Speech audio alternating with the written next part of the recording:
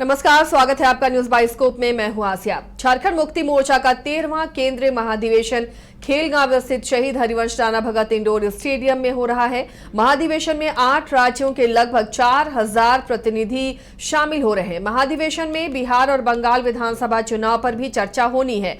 महाधिवेशन के पहले दिन सीएम हेमंत सोरेन और उनकी मां रूपी सोरेन भी शामिल हुई। महाधिवेशन में कल्पना सोरेन समेत जेएमएम के तमाम बड़े नेता शामिल हुए हैं और इस महाधिवेशन में जेएमएम कोटे के मंत्रियों और विधायकों का भी जमावड़ा दिखा और एक तरह से अपनी पूरी ताकत दिखाई इस महाधिवेशन में जेएमएम ने। हमारे सहयोगी मदन जुड़े हुए हैं इस मामले पर अपडेट के साथ। मदन, जेएमएम का ये महाधिवेशन कितना खास नजर आ रहा है जब पड़ोसी राज्य बिहार में चुनाव होने हैं और खासकर एक नई जिम्मेदारी की जब बात की जा रही है, किस तरह अब हेमंत सोरेन और कल्पना सोरेन को क्या नई भूमिका, नई जिम्मेदारी मिल सकती है?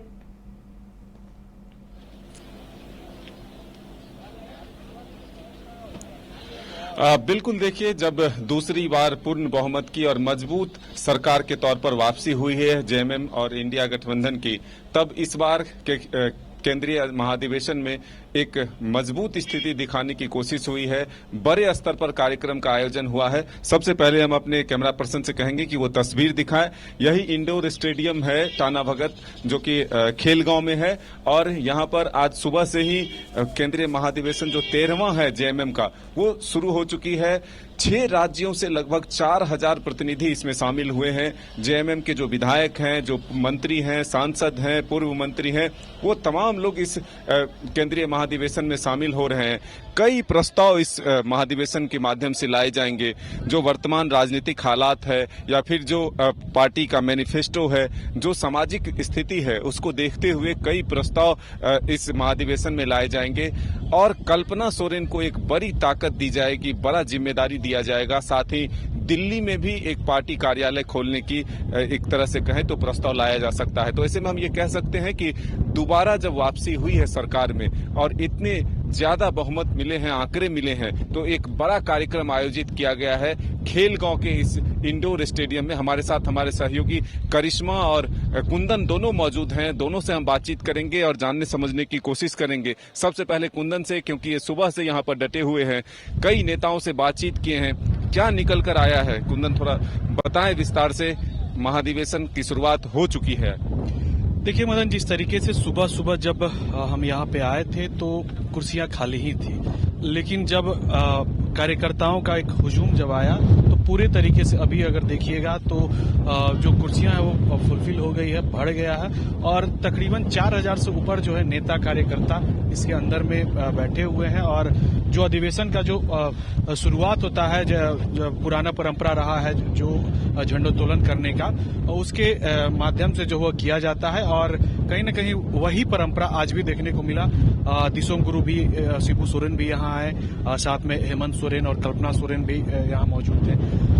सबसे महत्वपूर्ण जो बात निकलकर सामने आ रही है कि एक तो कल्पना सोरेन के ऊपर बड़ी जवाबदेही पार्टी तय करेगी, इसका जो है पूरा कयास जो है लग रहा है। साथ ही जो हाल के दिनों में आप देखे होंगे कि पूरे देश में जिस तरीके से वक्फ बोर्ड को लेकर एक जो नेक्सस काम कर रहा था, तो अब जो है जेएमएम भी अपने इस अधिवेशन में उसके खिलाफ में जो है प्रस्ताव यहाँ पे अपने इस अधिवेशन में लाएगी और उसके बाद उसे पारित कराया जाएगा। इसके अलावा अगर हम बात करें तो सीएनटी एसपीटी को लेकर भी जो है यहाँ चर्चा चलने की जो बात है। साथ ही चूंकि विभिन्न राज्यों से आए हैं, मतलब 6 से 7 राज्य के जो प्रतिनिधि हैं वो यहाँ पहुंचे हैं और खासकर बिहार चुनाव जो है इसी वर्ष में होना है, बिहार के भी प्रतिनिधि आए हैं, तो बिहार में क्या स्ट्रैटेजी प्लान होगा उसको लेकर भी जो है कह सकते हैं कि स्ट्रैटेजी प्लान किया जा सकता है। साथ ही महत्वपूर्ण और खास ये रहेगा पूरे अधिवेशन में कि राष्ट्रीय अध्यक्ष का जो दारोमदार है वो किसके कंधे पे जाता है।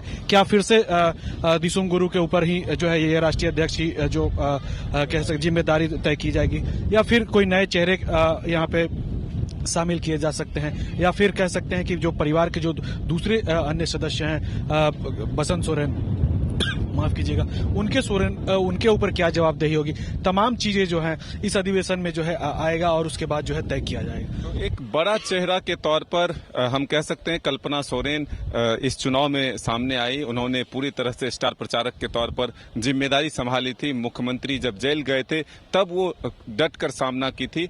ऐसे में कल्पना सोरेन की क्या भूमिका हो सकती है, इसको जानने समझने के लिए हम अपने सहयोगी करिश्मा से जानेंगे। करिश्मा, एक बड़े नेता के तौर पर, एक बड़े चेहरा के तौर पर कल्पना सोरेन सामने आई है। अब जब महाधिवेशन है तो चर्चा ये भी है कि कल्पना सोरेन के जिम्मे एक बड़ी जिम्मेदारी मिल सकती है। आप इसे किस रूप में देखें? जी देखिए, झारखंड मुक्ति मोर्चा के 2 दिवसीय महाधिवेशन में कह सकते हैं कि कई लोगों को बड़ी जिम्मेदारी मिल सकती है, जिसमें एक नाम कल्पना सोरेन का भी आ रहा है। क्योंकि आपने सही कहा मदन, जब लोकसभा चुनाव चल रहा था, उसके बाद जब विधानसभा का चुनाव आया, तो ऐसे में कल्पना सोरेन ने बेहतरीन कार्य किए। लोकसभा चुनाव में जब हेमंत सोरेन के ऊपर खतरा मंडरा रहा था, उसके बाद कल्पना सोरेन ने कमान संभाला और तमाम चीजों को वो खुद देखी, खुद इंटैक्ट करने की कोशिश की कार्यकर्ताओं को। जब ये महाधिवेशन है तो ऐसे में माना जा रहा है कि कल्पना सोरेन को भी बड़ी जिम्मेदारी मिल सकती है। इसके साथ ही आज ये भी कहा जा रहा है, जिस तरीके से कुंदन ने कहा कि यहाँ पर आज केंद्रीय अध्यक्ष का भी चयन होगा, इसके साथ ही पदाधिकारियों का भी चयन होगा, लेकिन सभी की निगाहें टिकी हुई है कि आखिर बसंत सोरेन निकल रहे हैं। अब महाधिवेशन की बैठक से शामिल होकर के हम तस्वीर दिखाएंगे बसंत सोरेन सीधे निकलते हुए। आज जब महाधिवेशन, अगर आप देश के किसी भी कोने में रहते हैं, अगर आप पटना आना चाहते हैं और घर जैसे रहने और खाने का आनंद लेना चाहते हैं तो एक बार जरूर आए होटल डायमंटन। संपर्क करें 9572759746, 9031859981, 0612400158 एड्रेस अपोजिट विद्या संस्कार स्कूल, रंजन पथ, गोला रोड, बेली रोड, पटना 801503। गोल जहां 27 वर्षों के सफर में 17,000 से भी अधिक छात्रों ने डॉक्टर एवं इंजीनियर बनकर भरे सफलता की ऊंची उड़ान, जहां साधारण छात्र भी असाधारण सफलता प्राप्त कर बना रहे इतिहास।